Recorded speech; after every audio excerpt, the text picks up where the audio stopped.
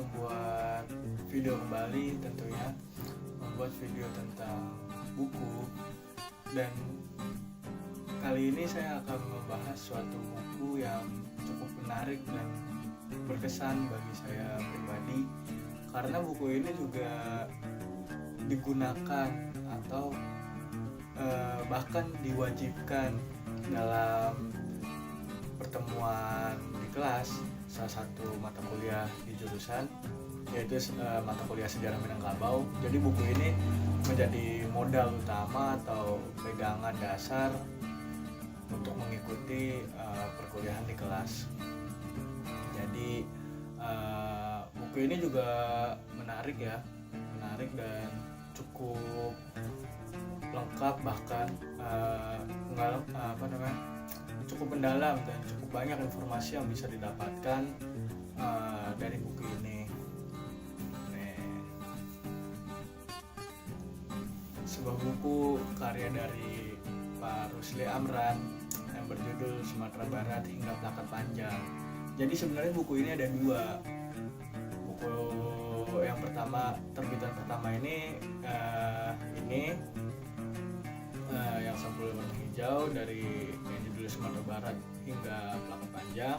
Yang kedua, Sumatera Barat Plakat Panjang, itu terbitan keduanya tahun 1985, kalau yang ini 1981. Jadi Pak Rusli Amran ini selain wartawan, dia juga didapuk sebagai sejarawan Indonesia. Terus juga dia juga pernah menjadi pemimpin harian Berita Indonesia. Dia juga kelahiran Padang atau Minangkabau. Jadi Pak Rusli Amran ini mempunyai dedikasi dan sumbangsi yang besar dalam suatu periode sejarah, khususnya Minangkabau atau Sumatera Barat. Dan di dalam buku ini ada 7 bab yang cukup padat, terus juga cukup banyak sekali data sejarah maupun fakta sejarah yang diungkapkan oleh Pak Rusli Amran dalam buku ini. Ada pula peta kuno atau peta-peta di masa abad ke-16, 18 sampai 19 di Padang, di daerah-daerah Sumatera Barat lainnya. Dan ada suatu subbab yang menarik bagi saya, yaitu ketika di bab La Meme. Jadi seorang Prancis kelahiran Saint Malo, Prancis, abad 18. Jadi yang baru saya ketahui juga ketika membaca buku ini, bahwasanya Padang khususnya itu pernah dijajah atau diduduki, lebih tepatnya, oleh bangsa Prancis yang bernama La Meme tersebut di tahun 1793. Jadi La Meme ini dianggap atau dikenal sebagai seorang bajak laut. Dia mempunyai inspirasi atau motivasi yang besar ketika masa revolusi Prancis, atau dia juga termotivasi oleh Napoleon khususnya. Karena itulah dia dari semangat revolusi Prancis itu dia ke Nusantara atau ke Hindia Belanda, atau lebih tepatnya ke Nusantara sih ya, karena pemerintah Hindia Belanda waktu itu belum dibentuk dan masih dalam VOC ya. Jadi ketika La Meme ini ke Nusantara, dia juga merebut kapal dari Tionghoa, kapal orang Belanda, kapal VOC, bahkan kapal orang Portugis pun direbut atau dibajak kembali gitu, atau dirampas gitu barang-barangnya, bahkan kapal-kapalnya gitu. Karena terkenal sedikit manusiawi juga si La Meme ini. Dia dalam buku ini diceritakan bahwa La Meme ini hanya merampas barang-barang atau kapal saja, tetapi tidak brutal, membunuh, menyiksa atau membuat kekacauan yang cukup besar terhadap korbannya atau targetnya. Jadi yang menarik ketika dia dari Batavia mau ke Padang di Selat Sunda itu ketemulah kapal dari Belanda, direbutnya sama dia, dan di dalam kapal Belanda tersebut yang dari Padang ingin ke Batavia bertemu di Selat Sunda. Jadi kayak berpapasan gitulah kalau yang saya tangkapnya,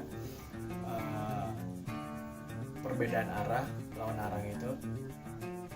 Nah, si Lameme ini mencuri atau merampas kapal Belanda tersebut dan menawan seorang navigator dari Belanda yang bernama Bergman.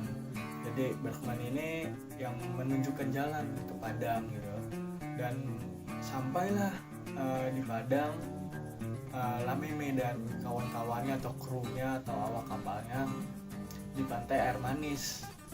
Dan di sana mereka langsung menyerang pos-pos pertahanan, atau bukan pos pertahanan, kayak pos-pos yang diduduki atau yang didiami oleh Belanda khususnya. Jadi ketika dia tiba di pantai Air Manis Padang, tanpa perlawanan yang berarti, di dalam buku ini akhirnya Lameme bisa merebut Padang atau menduduki Padang selama 16 hari di tahun 1793. Jadi ternyata Padang pernah diduduki juga oleh Prancis gitu. Jadi nggak hanya Belanda dan Inggris, tetapi ada Prancis juga. Seperti Pulau Jawa yang dikuasai oleh dipimpin Gubernur Jenderal Daendels. Ketika Belanda takluk atau diduduki pula oleh Prancis secara tidak langsung, kita sebagai di Hindia Belanda pernah diduduki oleh Prancis, karena Daendels ini diperintahkan langsung oleh adiknya Napoleon untuk memimpin atau mengambil alih kekuasaan di Hindia Belanda. Jadi kayak pemanjangan tangan atau uluran tangan yang dari pemerintah Prancis. Daendels ketika